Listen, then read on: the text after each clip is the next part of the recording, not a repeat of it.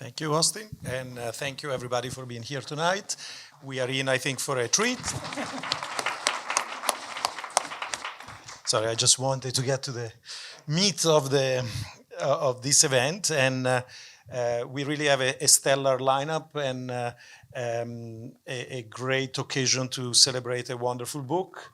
There will be also some sadness, I think, tonight, because inevitably we also remember Okwui Enwezor, a friend of many of you here, and a great curator whose career also intersected with the New Museum, where he presented, sadly, posthumously, the exhibition Grief and Grievance, Art and Mourning in America. So we'll have a chance also to speak about his work and to speak about Chika's work with Okwui, and particularly to celebrate Anatsui's work and to discuss this extraordinary book tonight. So I just want to pass it on to Chika and say welcome to everybody. And maybe, Chika, we can start by learning about the genesis of this book, a book that took, in the end, how many years to come here outside? many years.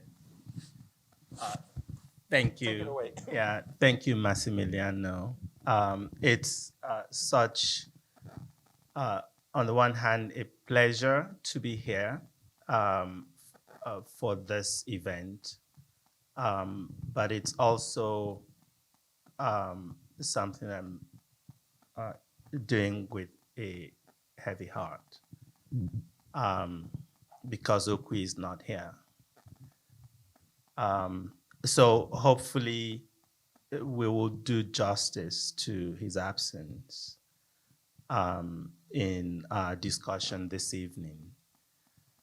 I'm eternally grateful to our friendship and brotherhood. And so I thought, what better way to begin than with this photograph of Okwui and myself in Munich during one of our many rendezvous there, working on projects, sometimes not working on anything, but just finding opportunity to meet. The book that we're celebrating today, presenting to the public here in the US today, Anatsui, the Reinvention of Sculpture. It's a book that in many ways came at the right time, but also it's a book that seemed to get Okwui and I to where we wanted to be in the very last years of his life. By which I mean that it's a book that was many years in the making, in the sense that in 1993, when Okwui convened a couple of friends to begin work on a journal called Nka, Journal of Contemporary African Art. His vision was, how do we make a difference in the contemporary art world? Many of us were scattered across the continent. I was in Nigeria at the time. Salah Hassan was in the US with Okwui. Oluoguibe was in London.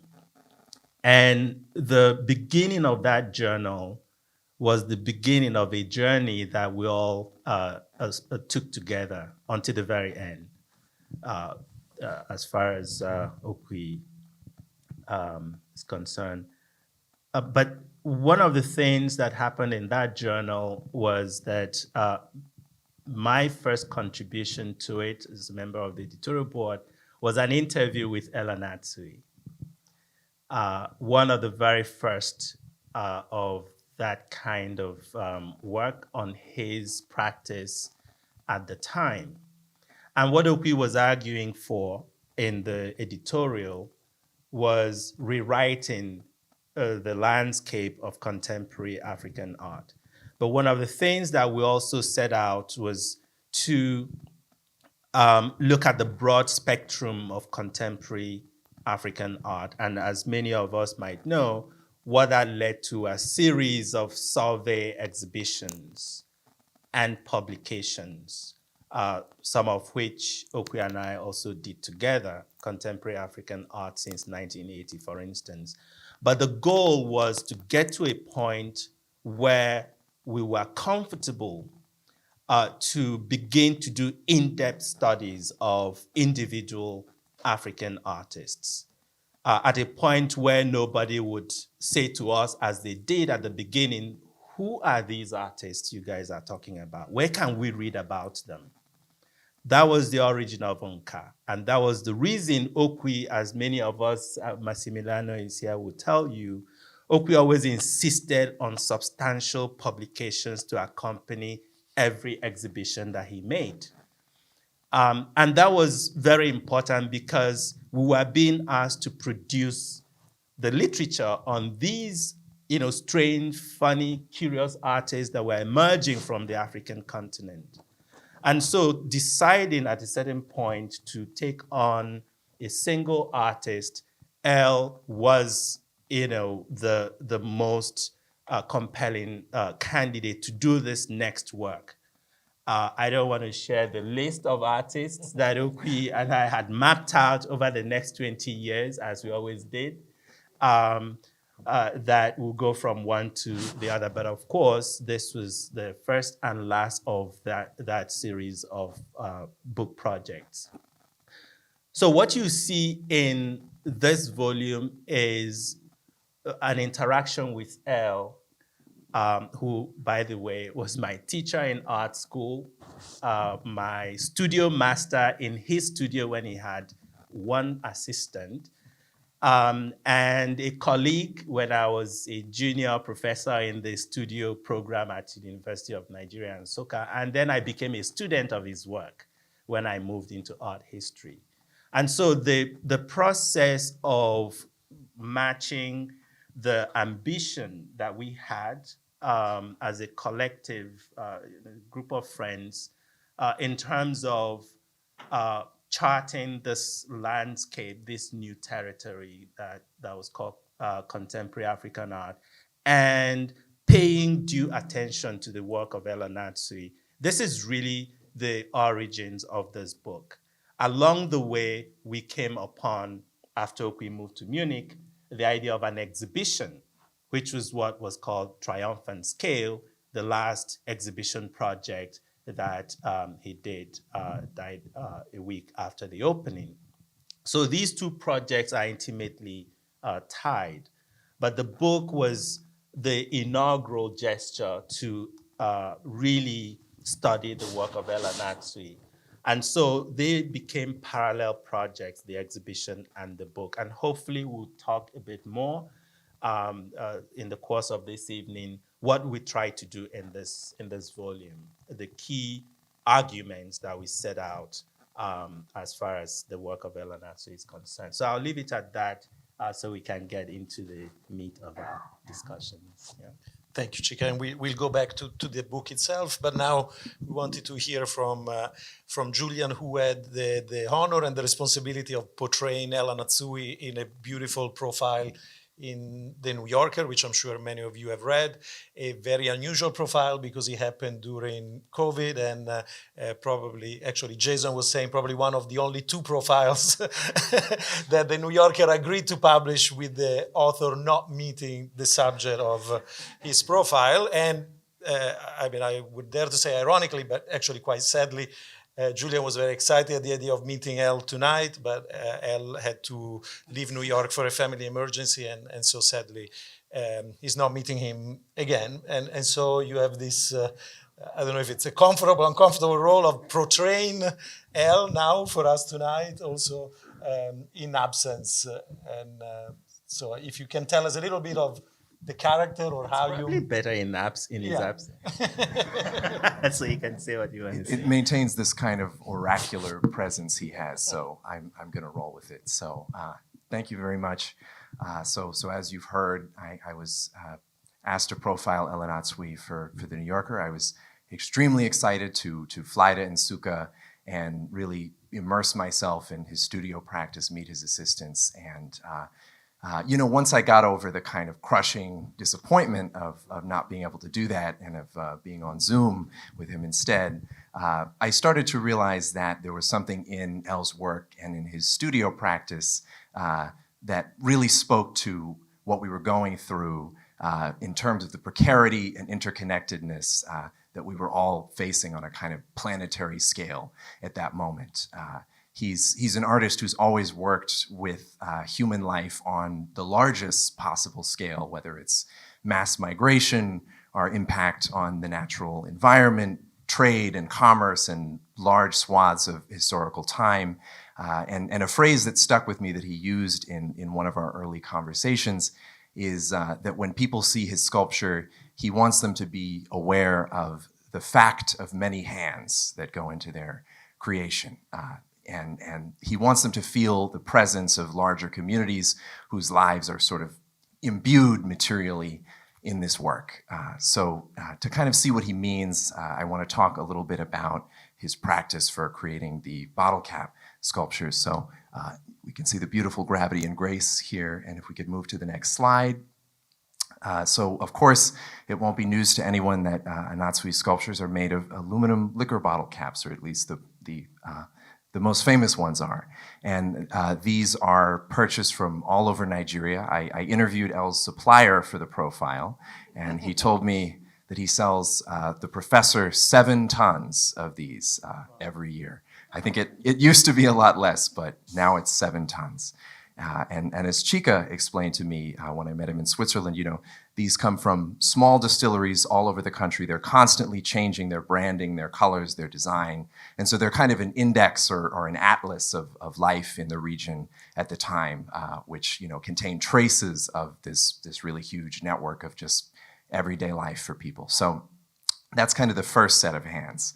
And once these tons of bottle caps arrive at El's studio in Nsukka, they enter into the hands of his studio assistants who take them and fold them, cut them, crush them, shape them into really an extraordinary range of different formats and suture them together with copper wire. And these become the blocks, as he calls them, that go into the final composition, or not final, since, as we've learned from Chika, these are metamorphic forms, and there is no final composition. But if we could move to the next slide, we'll see that here's the kind of neck of the bottle. So whereas previously we were seeing the top, the different parts are shaped into a kind of astonishing variety of material for the work.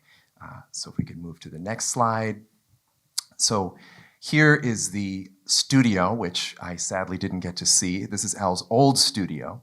And at this point, the blocks of metal are brought out, arranged on the floor, and it's at this point that he as an artist kind of intervenes in puzzling together these works. He told me that this is not something that proceeds according to a pre-established plan. It's something that goes by experiment and intuition, walking around, bending over, asking for this or that. And sometimes he uses a camera or a tablet to get a kind of sense of the bigger picture as he works, but it's all very intuitive. And if we'll move to the next slide, this is a shot from El's newer studio, which is much larger and better suited to the works that he's been creating in shows such as Triumphant Scale. So as you'll learn from Chika's book, El has come to feel that the bottle cap medium he works in really reaches its full potential in the large format. It's almost like the resolution of a computer screen or something. The larger it is, the more pixels you have, the more subtlety you can achieve, juxtaposing different colors and textures. And so in this studio, he's been able to work on a much larger scale. I think you'll see him behind me kind of standing on a balcony like the captain of the ship or conductor of the orchestra, and the keen-eyed among you in the audience might see that he's using a laser pointer to direct the work of the assistants down there. So I should add also that for some of the largest works he's ever made, which you can correct me if I'm wrong, but it was some of the commissions for Triumph and Scale. It wasn't just this kind of core team of assistants who are often students and young people from the Nsukka area, but he also brought in hundreds of people from around the community to work part-time on these sculptures. And so in this way, kind of the life of the region becomes imbued into the work in a really much bigger scale way. So if we'll move to the next slide, we can see the finished work. This is, I believe, called Earth Shedding Its Skin, and it's the work you saw on the last slide. But here it's installed at the Ghana Pavilion at the 2019 Venice Biennale. And I think in the title of this work, you have something that's implicit in a lot of Anatsui sculptures, which is, building up from something that is an individual life, an individual bottle cap, to something that's really planetary in scale. You could see this as almost a satellite image in a way, and of course the kind of roughened textures in the open work parts of the sculpture. We can understand that in all kinds of different ways in terms of human impact on this planet. So of course, since Chika's taken the step of putting a woodwork on the cover of the book, in our next slide, I just want to point out, and I'm sure we'll discuss this a lot more, but this idea of the fact of many hands it's been part of El's career in its earlier phases as well. He's always worked with materials that, as he likes to say, have a kind of spiritual charge of being handled by people and being part of their lives. So from left to right here, you'll see a wooden market tray that has been transfigured with carving, pyrography, and metal inlay. We have a ceramic sculpture, which makes reference to ancient Nok terracotta in Nigeria. And also in its construction, we have kind of old potsherds have been ground down and made into a sort of grog that reinforces the work. And then on the right, we have the kind of predecessor of the bottle cap sculptures, Yam Mound, which is made of milk tins. So in all of these different phases of his career, we have different forms of human interconnectedness and material that has touched people's lives, whether it's through commercial exchange, through the evolution of cultures in time, or just the kind of everyday acts of consumption through which we sustain ourselves. So if we can move to the next slide, I'll wrap up this bit with one of my favorite works, which is On Their Fateful Journey Nowhere. And in this work, Anatsui has gone and collected wooden mortars from around the Nsukka area, which might have been used for years in food preparation and just general household tasks. And he's transformed them into a procession of migrants or journeyers. And to me, this work speaks to an ongoingness, which is in kind of every level of the work, from its metamorphic quality that Chika draws our attention to, in that curators can rearrange them and change them, but also the ongoingness of people's lives, where he finds the material in the first place. Thank you, Julian. We'll come back to many of these themes in the conversation, but now I wanted to hand it over to Jason, who saw the Munich show, and maybe we start from there. You can tell us a little bit, for many of us who didn't see it, and particularly also place that show both in the trajectory of Okwi's work at the Haus der Kunst, and also your own interest in Okwi's work. I think that dates from when you ran into him or bumped into him in Soho, no? I love how you remember that story. That's true. So yes, I was in Brussels the day Okwui died, and got myself on a flight to Munich pretty shortly after that. The show had opened, if I'm not mistaken, 1 week before he died. And if you don't know, Okwui Enwezor was the director of this museum, the Haus der Kunst in Munich, from, if I'm not mistaken, 2015 to 2018, when he resigned for health reasons. And this show was still in the making in his last years.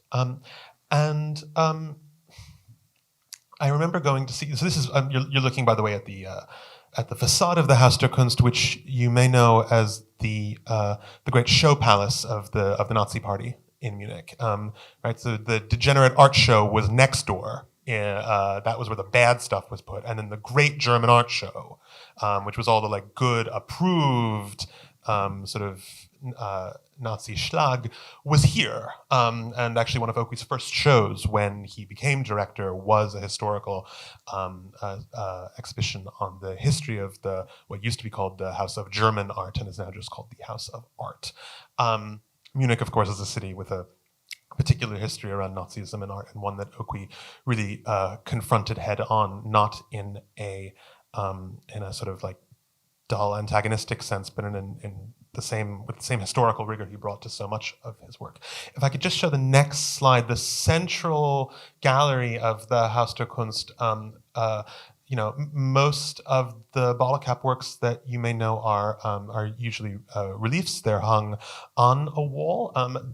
This series, filling the entirety of the central gallery of the Haus der Kunst, was suspended. It was a series of these sort of curtains. And also, as Julian was pointing out briefly, the bottle caps are not usually, sometimes the bottle caps are just sort of used in the form that they would be unscrewed or popped off of a beer bottle or a gin bottle or something like that. But more frequently, they are reshaped or recast or reformed by the studio assistants, in this case into these sort of ring formats, or else they're kind of like beat down like a sort of, like a pie crust to give it a little, indentations around the edge. So, the sense that Julian was mentioning about how scale enables certain formal qualities to be revealed was extremely clear in this one, and also I believe it's the next slide. I hope it's the next slide. Yes, in which, as you can see, not just different colors, but different formats of reshaping the bottle caps. I believe this one is in the world, but don't know the world. I can't remember. But yes, the sort of the flattened ones in the middle, the more puckered ones on the left, and in addition to this, of course, the question of how the work hangs on the wall. An individual work, I remember seeing a work at the Brooklyn Museum and then seeing it again in the show at the Haus der Kunst and not recognizing it, because these works that are sort of somewhere between being a sculpture and a relief can be reshaped, can be scrunched or spread out. And Anatsui has always been pretty relaxed about the sort of official or proper form of these things. And I think one of the things that was most interesting for me about the show was to discover the sort of formal innovation of something that that could be a sort of like tweet length. The guy who makes stuff with bottle caps is so ridiculously insufficient when you are in front of these things. The next slide, please. I think one of the really special things about this show, and it was something that you raised earlier, is that it was in its sort of discursive qualities, in its exposition, it was a survey. I'm sorry, it was a retrospective like other retrospectives, which is simply not how we usually encounter African art, particularly in Europe.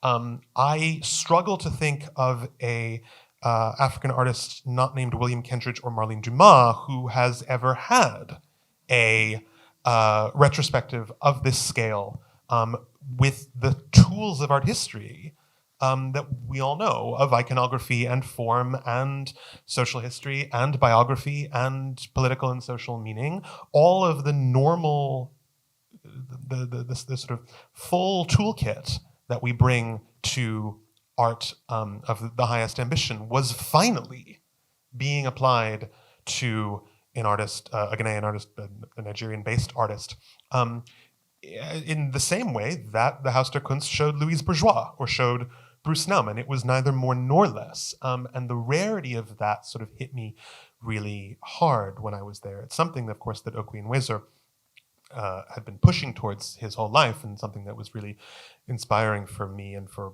so many people of sort of my generation of writers and critics. And you mentioned Nka. You can speak to this probably better than I can, but just to give a sort of general sense of sort of how you got from here to here, from there to here, it's worth remembering that when Okwui Enwezor, who is also Nigerian from Calabar, raised in Enugu, when he comes to the United States, the idea of contemporary African art is not thought about by many people at all. There are a few. There's a gallery called Skoto Gallery. There was a gathering of the tribes. There have always been sort of smaller places, but as recently as 1988, the Museum of Modern Art could do an exhibition called Primitivism and put works from the continent and not be remotely bothered about the names of the people who meant them, the histories of their circulation, etc., etc. There was a show called Magicien de la Terre in 1989 by a curator called Jean-Hubert Martin, that was sort of the first real effort to show Western and non-Western artists on the same footing. It made major mistakes. Somebody like Okwui Enwezor was, as a young critic in the make, very happy to pounce on those mistakes, and as an older senior figure, happy to look back and realize what he had accomplished. But by around 2000, 2001, when Okwui did the short century at the Villa Stuck in Munich, which eventually came here to PS1, the idea of showing contemporary art from Africa with historical context had finally begun to take hold. It was a project that began in Nka. There was a show at the Guggenheim Museum, an African photography show, and then the short century was the sort of big one. You mentioned the phenomenon of like the big Okwui catalog. I have a sort of shelf in my living room that I'm constantly sort of afraid. I know, I'm always right under my television, and I'm always afraid that it's going to so this new book will be a fine tribute. I'll have to take 3 other books out, I'm sure, to make room for it. And in that catalog, for which you of course also wrote, Okwui mentions that it wasn't just a matter of exhibiting this art, but allowing people to understand the fullness with which African modernity had to be advocated for as part of a political and a social transformation that couldn't simply be understood in aesthetic terms. And the kind of decolonization of the imagination that is begun in Nka continues in the short century and through many of Okui's shows of the 2000s, is something that I think that really found a great culmination in his work at the Haus der Kunst. And I promise I'm going to stop, but I just want to read one little thing from the last big show before this one at the Haus der Kunst, which was a show called Post-War that Okwui organized with Katie Siegel and Ulrich Wilmes, which was a show that really tried to write a global history of art after 1945, in which Okwui writes that, for artists from a place like Nigeria or Ghana, he's speaking about the idea of non-alignment and being neither East nor West in a political sense and then also in an aesthetic sense.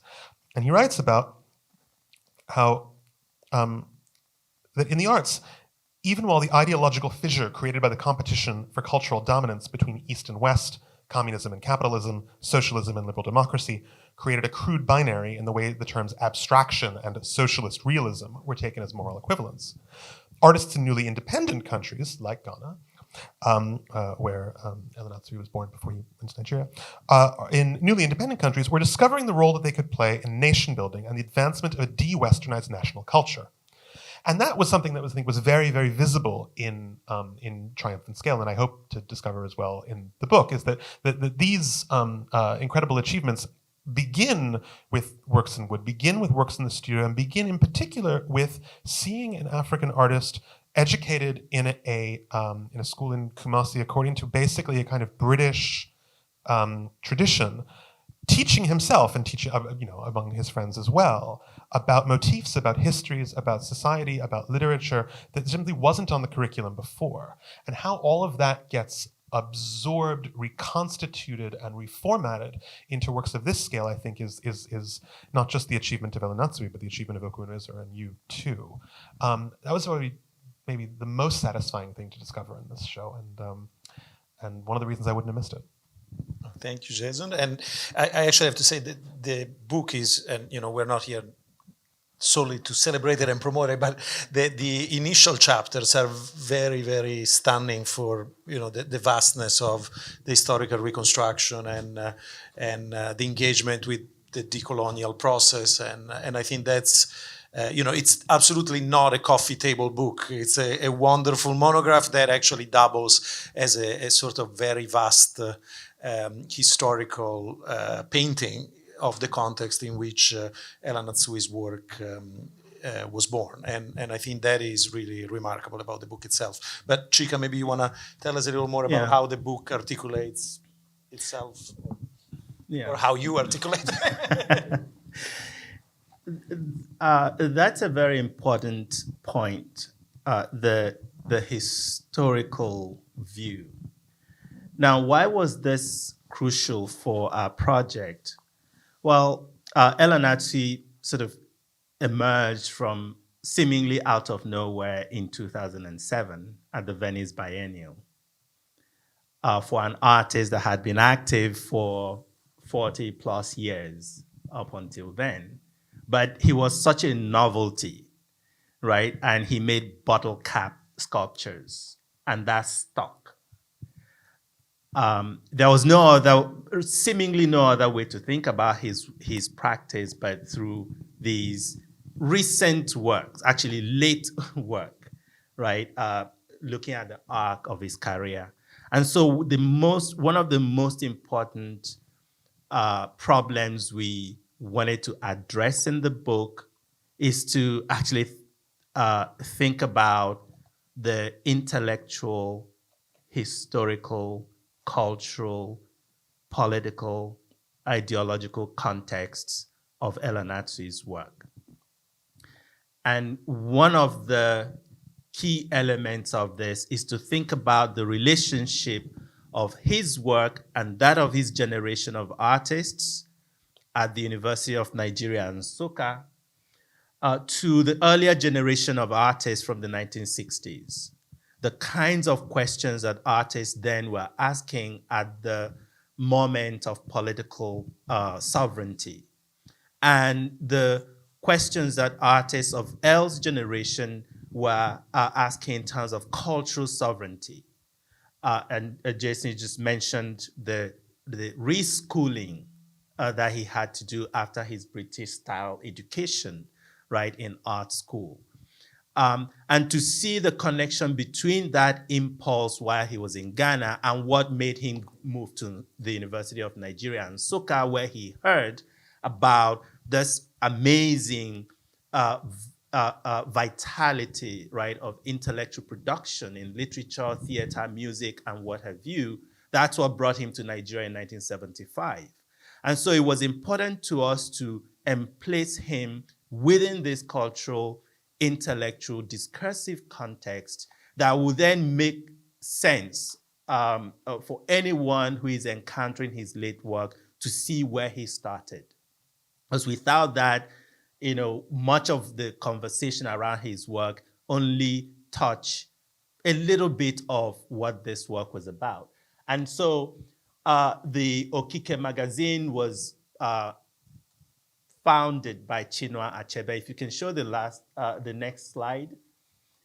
At Nsukka, I think there was a previous one before this, before the Okeke magazine image. There was another slide that shows... Two back. Yes, 2 images back.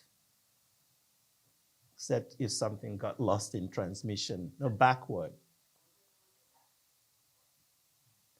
So one more, actually 2 back, and back again. Yeah. No. Oh. Okay, so it probably got lost in transmission. But this is an image of L and Chinua Achebe at the University of Nigeria and Nsukka. In much of the publications previously, there was no identification of who he was standing beside. This was the most important writer that Africa produced in the 20th century. Yeah, I'm trying to find. Yeah. So forward, actually? Forward? Okay. Oh, there it is. Oh, sorry, at the corner there. Yeah, so I'm looking this way, but not seeing it that way. Yes.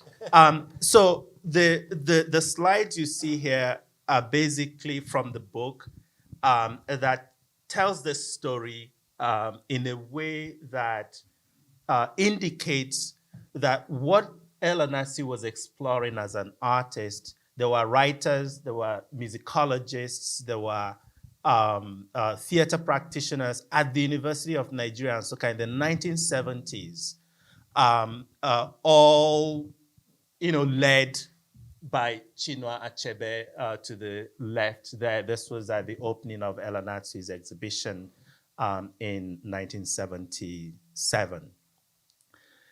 If you go to the next slide, this is where we move from doing the historical work to asking ourselves, what is the nature of the sculptural object that Anatsui developed? This is where, Julian, you mentioned this term before, what we call the metamorphic form. And as many who have encountered, and Massimiliano, you mentioned this as well, and Jason, that you might encounter one work of Anatsui in several venues and not be sure that it's the same work. And this is part of the ontology of this object that he had invented. And this is the point of the reinvention of sculpture. Because this is an object that shapes, the form shifts as if it is metamorphic. And this is what you see, that it's actually not a condition that is relegated to his metal work.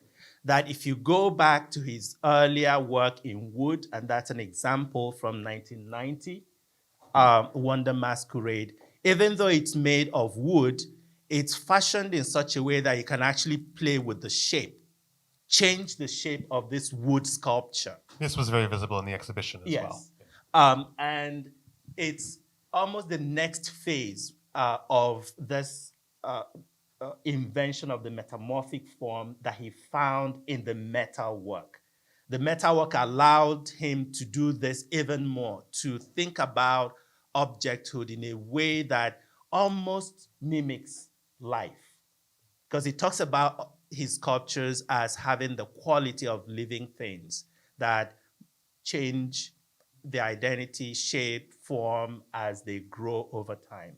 And this is important to what we try to do in this book, to lay out in a very sustained way how he came upon this idea. It was not by chance.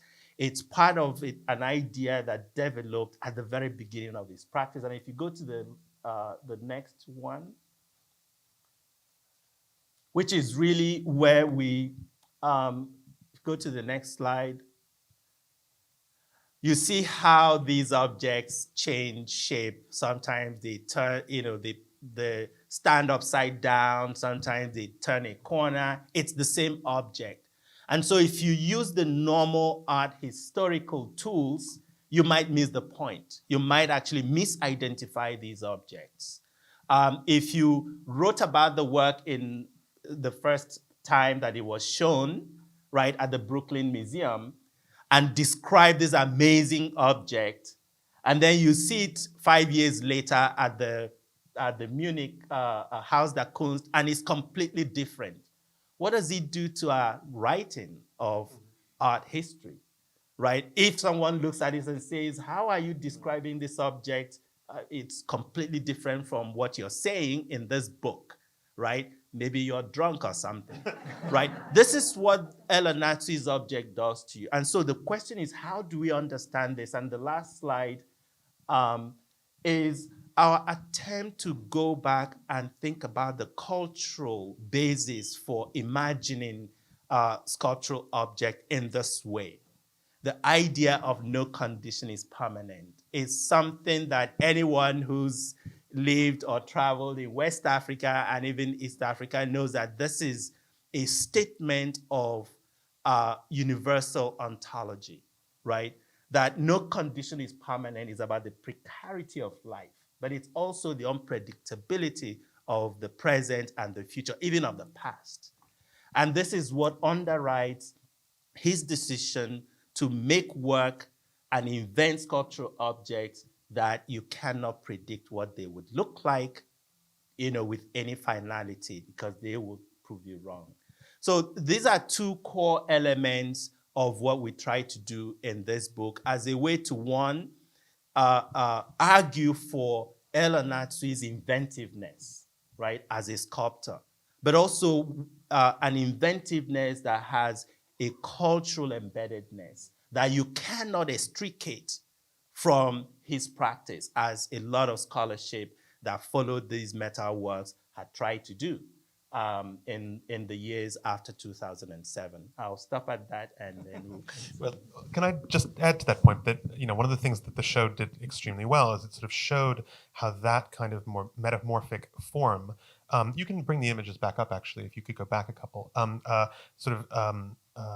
is carried through from wood to metal, from human scale to, this is a perfect place to stop, and to the sort of larger reliefs, and how the idea of something feeling alive might have felt like a human being being alive, or like or something that has a sort of similar scale to human being, and becomes something more ecological, or something more economic, something more historical, and the kind of flows or currents that one experiences in front of these things. I mean, to use it in the most literal German sense imaginable, these are awesome. In the original sense of that word, you awe before them, and I think that the kind of ecological or historical flows that are articulated through these works, not least also, of course, because of the history of alcohol, and the history of beer, the history of gin, the history of rum, as beer from Egypt, gin from Britain, rum from the West Indies. This is already a transatlantic narration. That kind of like sort of respiratory the currents, I suppose is the right word, becomes very, very visible in front of the larger reliefs. And as you were saying, these things can be reshaped. These things are never stable. I would only want to add, and correct me if I'm wrong, it's not in a performative way, right? Like, these are still sculptures. It's not as if he's playing a game with Yeah, that's the point we make in the book, that this is not to be thought of as performative objects, right? Or as mobile sculpture, as terms that are the only forms of language, right, available to art history for sculptural objects. And none of these helps us to understand what is going on with these kinds of objects. And so we had to find a term that we thought was most appropriate for describing these objects, right? And so the idea of the metamorphic form, the idea, and of course, this has been a terror, right, for many museum curators, right, who are used to trying to replicate the intention of the artist when they are reinstalling the work. And it might be the reason why Okwui liked it, because he gave him room for his own gesture, no? Well, some curators, it's not just Okwui, actually. Some curators love this, right? They want to try out their creative impulses, which is what Elle calls for. He uses this metaphor of raising a child, that it takes a village, right? The famous "it takes a village," right? In which case, he gives you data. That's the way he talks about it. He gives you data, and data is fungible, right? Depending on what you want out of that data. And so this very idea of leaving what normally would be considered the most important element, which is the mind or the hand of the artist, what the artist's intention for the work of art is, leaving that in this sort of fluid space. It does not leave you any record, as did the conceptual artists of old, right? They would leave some notes or in terms of how you can remake these objects in their absence. He leaves you with nothing, right? And this then calls for constant reinvention of the object anytime that it's installed.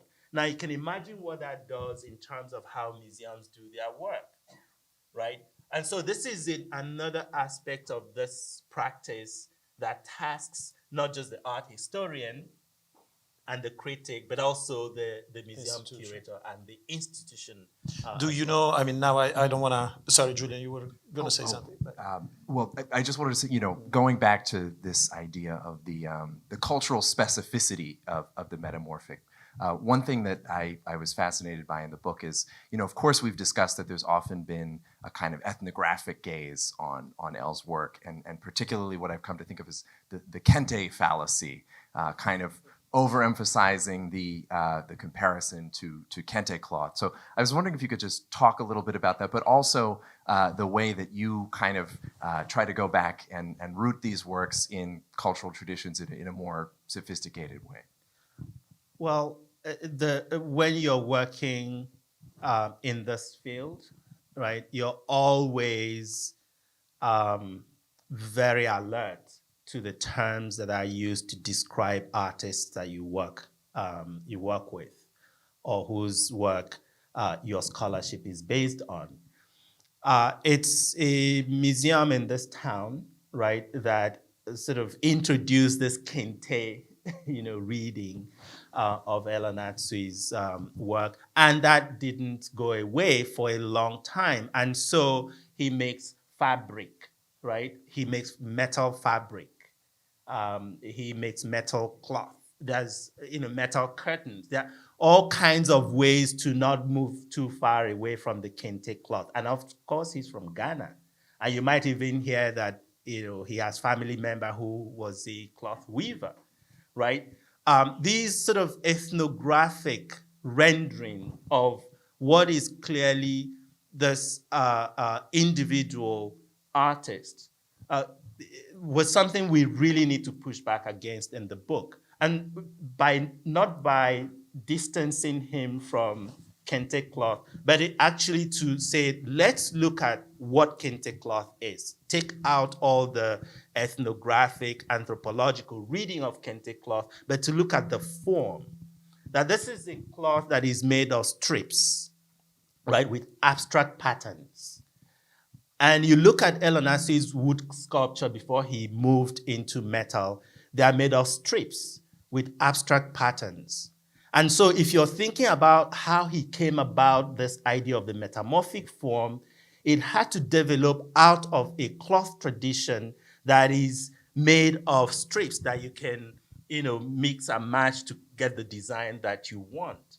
And so it's in looking at both the technology, but also the aesthetics, right, of the kente cloth that the juxtaposition of his practice to that tradition makes sense. Not because he comes from Ghana, not because he's a family member wove cloth, but that this was a very vigorous engagement with tradition. And this is part of what we have been trying to do for these many decades in terms of how we think about the work of African artists. They don't just happen to make African art because they come from there, but in fact that these are the choices that they have made as artists who are vigorously contending, engaging, and analyzing aspects of tradition that they chose to confront or engage with.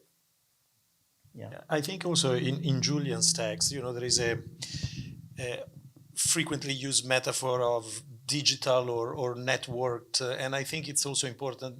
You can read these objects as talking about the digital condition. They're computational, they're extremely artificial.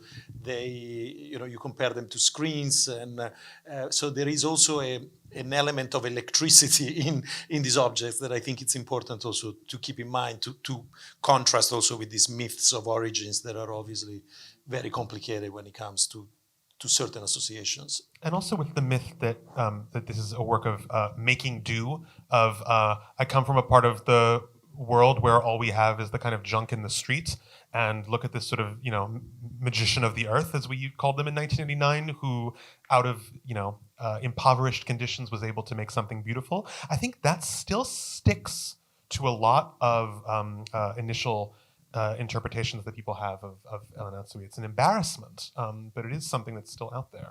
The idea that it's recycling, and something he emphasized in our conversations is, these come from a marketplace. This is like a second order commodities market for metal, not a kind of altruistic activity.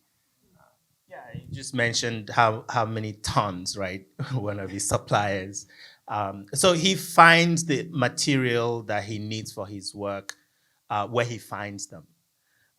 In the earlier work with wood, as you showed one of the on the Johnny Nowhere, those are mortars that you could find in the local environment. The wood panels were sourced from, timber merchants, right? So it's not recycling there. The metal work is based on material that he sources from both the local, but also any place where he could find large quantities of the material, right, that he needs for his work. And that sounds like what every artist that I know of does, right? Whether you buy them or you find them wherever you can. And correct me if I'm wrong, but he's followed this principle even doing installations, outside of Nigeria. So for the facade installation for Triumphant Scale Second Wave, which I think was in Jason's presentation, the metal panels on the outside of the building, which are kind of breaking up this Nazi era triumphant symmetry, these panels came from there were newspaper printing plates, which I believe were from Italy. I could be wrong. Yes, there were most of them were from Italy. Some were from Nigeria. The memorial, in memorial announcements in Nigerian newspapers. Oh, really? Oh, yeah. The funeral announcement. Oh, yes. My God. Yeah, those no are from Eastern Nigeria. You can see which village they come from and so forth. It's still a big deal in the Nigerian media, right? You buy pages and pages if you're wealthy to advertise the death of a relative, right? The panels from Italy, a lot of them were from printers of scientific journals and publications. And so the juxtaposition of these, materials that are funereal, right? And so forth. And then these more sort of, if you will, secular scientific publications mixed and matched in that composition. It says something about what he's been trying to do with his work, right? That in many instances, he would source the metal elements from the area where he's making that work. In some other instances, he makes the work at Nsukka and moves to the site of installation. I want to see actually if there are questions from the audience too, unless you, Julian, had something to add. Happy to turn it over to you. Thank you, sir. I didn't want to interrupt, but it's. We'll see also who has read the book already. No pressure. Well, thanks so much. This was a gift. Thank you for doing this. Can't wait to read the book. My question's for Chika. It was interesting to me, the allusions to recycling, because exactly 30 years ago, in Rio, for the International Conference on Environment, artists were commissioned to present works on site in Rio de Janeiro, and Elle asked for a tree, a totem, and it was fascinating because over the course of days, he elaborated stuff on it, and it was really beautiful. And so I just wanted you to talk about that metamorphosis and his relationship to the whole question of the survival of the planet, if you will, not to mention the timeline element that you brought in, because this totem kind of invokes ancient culture. Thank you. Sure. So one way to respond to that is the particular work that you mentioned was called Erosion. And it was in the Munich show, if I'm not yes, mistaken, right? it was in the Triumphant Scale exhibition. It's the largest wood sculpture that he's made. And it was called Erosion, and as you were describing, he spent days carving the surface of this magnificent log of wood with ancient motifs, symbols, signs, and really beautiful stuff, right? And then he took the chainsaw, which was his most powerful tool in his wood phase.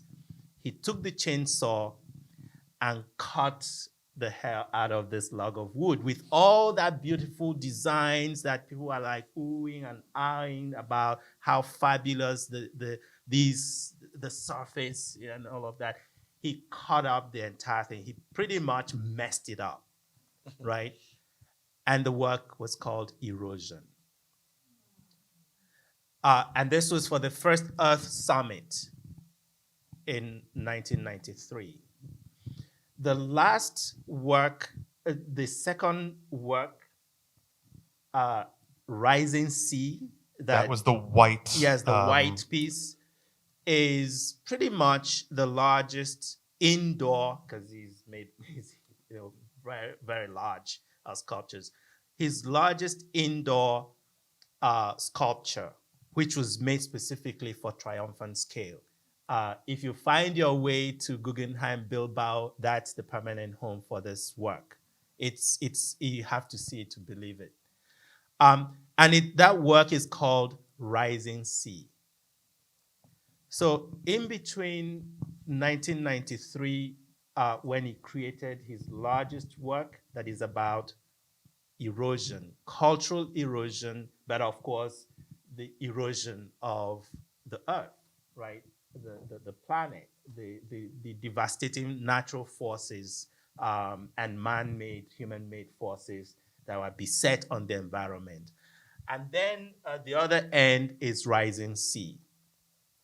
This sublime piece of work that dominates the viewer in the way that you think of these incredible forces that come from the oceans these days to devastate communities. So he has been from the very beginning invested in the question of the planet. Jason mentioned the planetary scale of both his ambition as an artist, but also his interest as a human being. The mass migrations is another big topic that you find in his work. So this is something that goes across the entirety of his practice, regardless of the medium that he is engaging at any time. If I could just add one little point to this, because it's so interesting to me, this matter of the erosion sculpture that has these symbols that, these are precisely the things that he would not have learned in his education, British style education, the things that in post-colonial Ghana, post-colonial Nigeria, he and his colleagues would have been thinking about. And yet, in the same way that Okwui was doing throughout his career, there was no going back, right? That the kind of historical rediscoveries or the political re-education that these young African artists were giving themselves was never about escaping to a pre-colonial idol, but was always about confronting head-on their modern condition in a way that I think Anatsui does archetypically.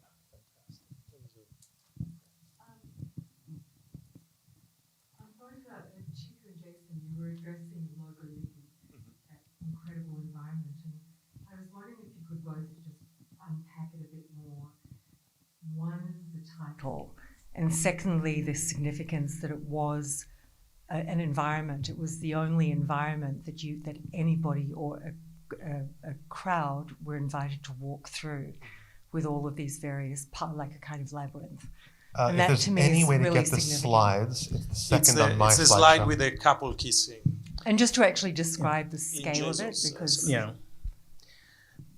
so title Yes, and the environment. title of that work is Logoligi Logarithm.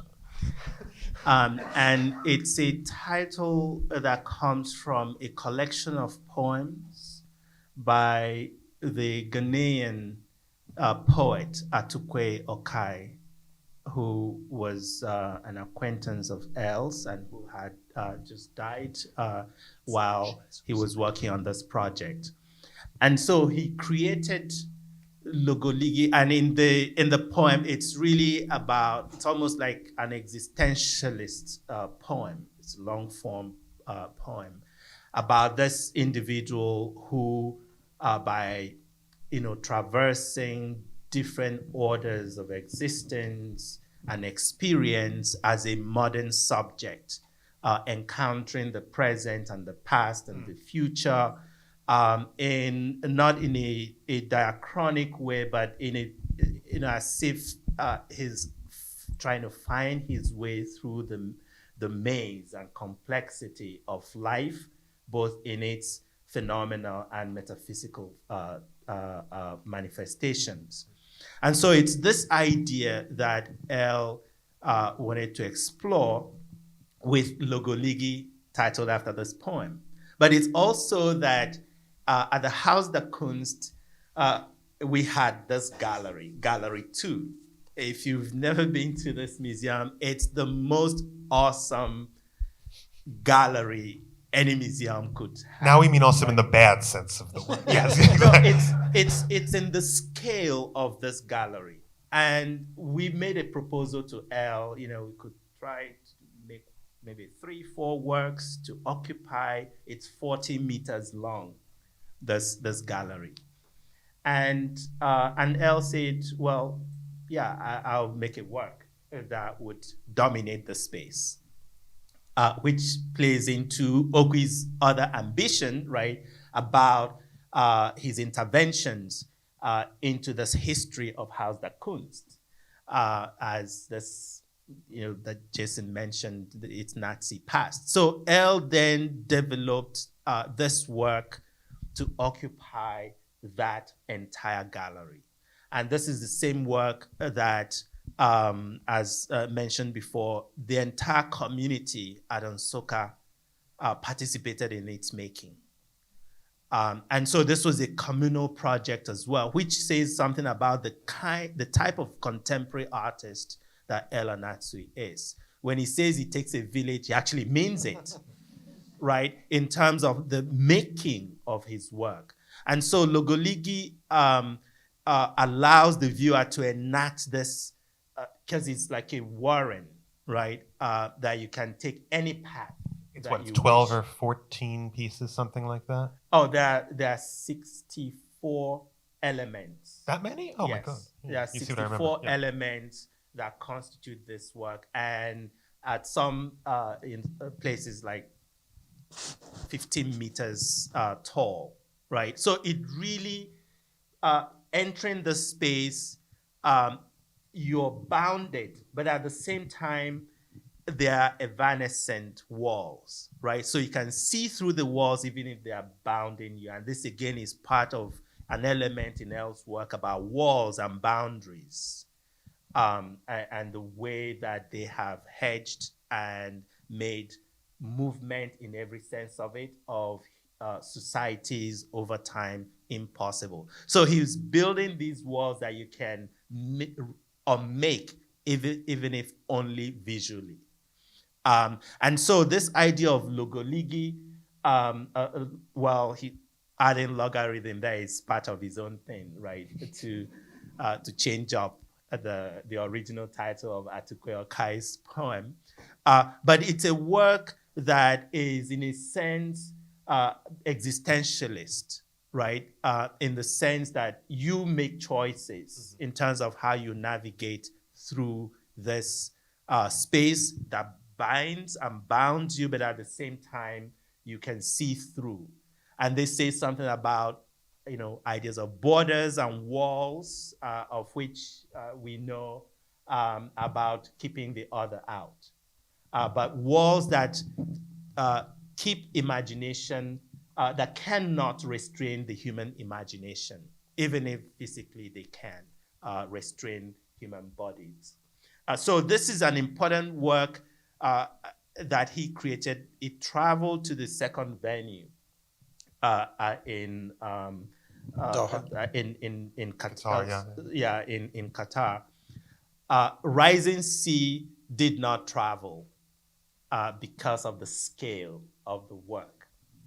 It's the magnificent scale. So it was shown only in Munich, and that's why it's now gone to Bilbao, and I doubt that it will ever leave that space going forward.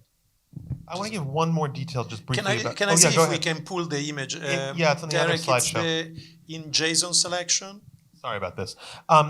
It's the one with I have the very couple little kiss. to add about the actual experience because you've described it so beautifully. I just remember very well, we haven't really talked about the kind of bodily experience of looking at these things. That there is, if you've been to, say, like the Richard Serres at Dia Beacon, for example, I mean, there is somewhat similar experience of the sort of how your body is put under varying pressures as you sort of move through the constituent parts. I only just wanted to add one thing about the show, which I forgot to mention, of course, which is that Okwui resigned in 2018 for health reasons. Nevertheless, there were conflicts between him and the government of Bavaria, which is which manages the Haus der Kunst, and a lot of the programming that he had planned never took place. It was replaced by rather more conservative German painting, and post-war in particular had lower attendance than people had hoped. There was a whole argument around whether he was doing good work or work that was relevant or not. And then this show opened, and it was the best attended in 10 years. It had to be extended. The joy and the awe and also the length of time I remember that people were spending in this show was unlike anything I'd seen for a very, very, very long time. And there's something about your exhibition and about his work that finally got, I think, a somewhat conservative Bavarian audience to wake up to what they had in front of them and what they had just lost. It's the next slide, by the way, just if you want to see. It's this one, right? Right, with the Adidas track pants and the... the robe di cappa pants. Yeah. But here you can even see on the, oh yeah, exactly, yeah. You can see the, what do you call it? The sort of the grid on the floor. It gives you a taste of what this room is like. This big, it's not Albert Speer himself, but Speer-like sort of Nazi show palace. These two have taken the invitation to break down barriers Right. in this work. But more seriously about this work, something that I learned from the book is that the theme of walls in L's work, one of its references is a kind of legend of the Ewe people, of whom that's L's native language, and there's a kind of legend of a group of people being confined in a city with clay walls and undermining them using water and finding a way out in that way. And of course, L, as himself a migrant who went from Ghana to Nigeria, there's something really powerful in that theme, and that in a work like this where he's creating these translucent walls that you can kind of see through and move through easily, there's an element of that experience. I also, you can correct me if I'm wrong, Chika, but you were saying it took a village to make this work, and I think you told me that this work and others like it were one of the reasons that Nsuka gave L a chieftaincy title. Yes. And for a foreign-born man, this was a kind of big deal in the town. No, that's correct. There were 130 people from the village around Nsukka that took part in the production. Civil servants, students, homemakers, engineers, whatever, they took part in the production of this work. And he has done this, for the longest time. And so the his practice, the generosity, right, is something that is that one must mention in terms of his participation in the life of the community where he lives, and the recognition of that with this chieftaincy, which, you know, for those of us that come, this is a big deal, right, for him as a contemporary artist from Ghana, living in Nigeria. So that element of his practice is very important to and meaningful to him, that it's not just that he has a studio that people point to, you know, as they are driving by, oh, there's this artist that shows in America and elsewhere. No, they are part of the life of his studio. And that's very important in terms of how we think about the practices of contemporary artists. I think we may have time for the last question, and then I'm afraid we have to wrap up.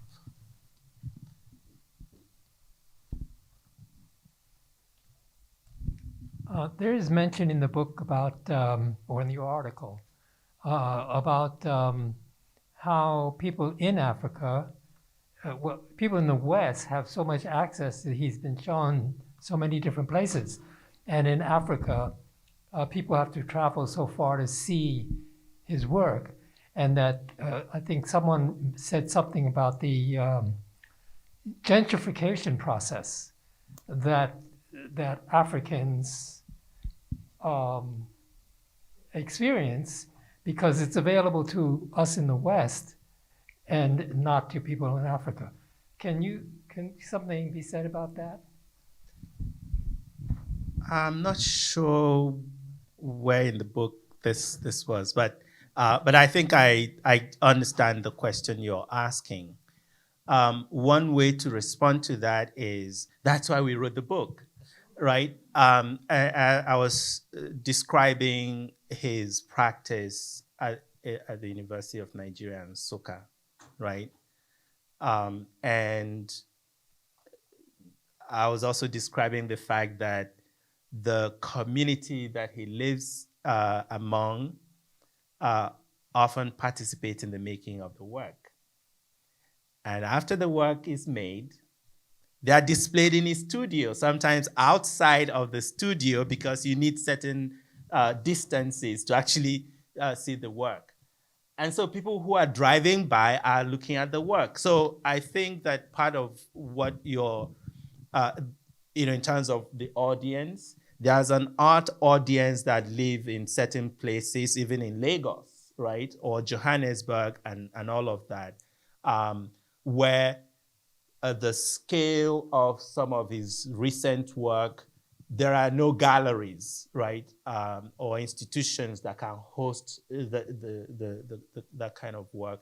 But that does not mean that he does not show in Nigeria. He, as I was describing, for a long time, people didn't pay attention to his work outside of Nigeria. But at the same time, certain exhibitions come wherever they come, whether it's in Japan, which was where a lot of his work was being shown before they started coming to the West, was Japan. Do you know, I looked in the Short Century catalog this morning, and the only mention of El Anatsui was in the Osaka Triennale. Yeah, he won a prize. This was where his work was being seen and appreciated for years, was in Japan, before the United States, England, and then the United States. So he has had and still does have multiple audiences. He has exhibitions. He curates exhibitions himself. He curated a show of his students, right, in Lagos. He shows in South Africa. But of course, when museums in the United States, because he's become, an attractive artist for museums worldwide.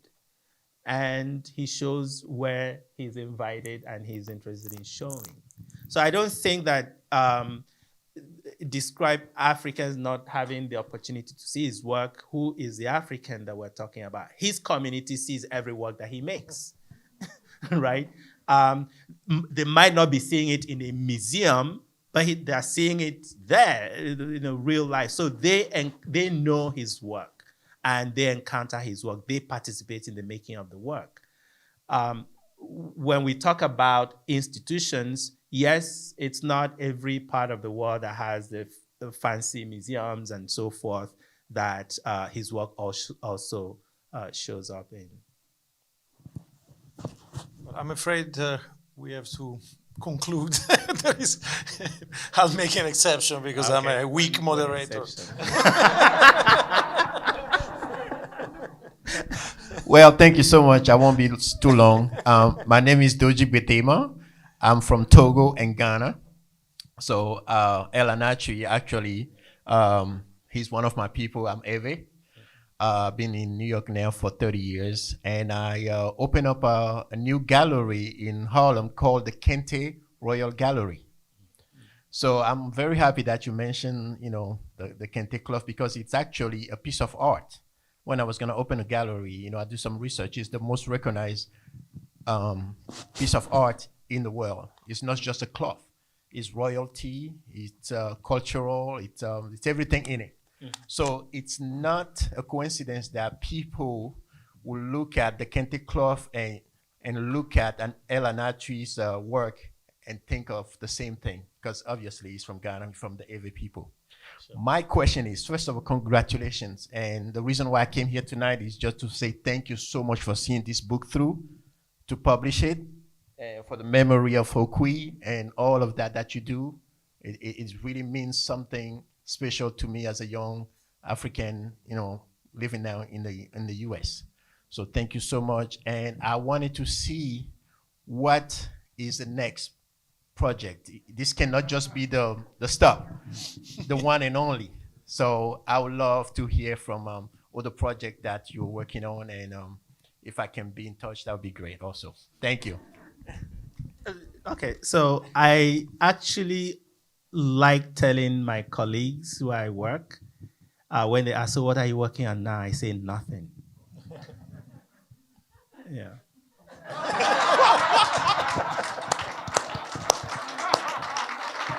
I guess that's a good ending. Thank you so much. Thank you, everybody. Thank you.